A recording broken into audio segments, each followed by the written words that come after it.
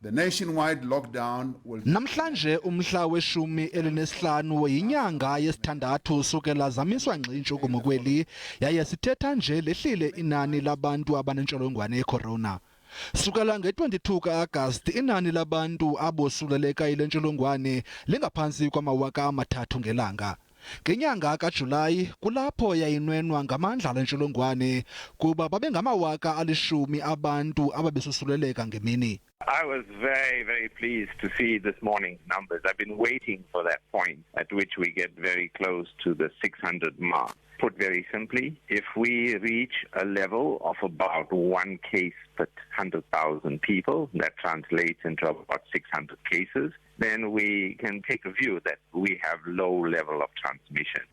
Ukanti umbutho wezempilo kwihlabathi wathumela iqela loogqirha kweli ukuncediseni kwidabi lokulwa lobhubhane wentsholongwane. South Africa is doing its best. We know it's very, very complicated, but it's doing its best, and we're very glad to partner and send our colleagues there to work with. And it's an honor for us to support any country. Sithetha nje bambalwa kakhulu abantu abangena esibhedlele yile ntsholongwane nabadinga oomatshini bokuphefumla. Kungenxa yesizathu ke ekhula amathemba ukuba umongameli uza kubhengeza ukuhlela kwizinga elingezantsi lika level 1.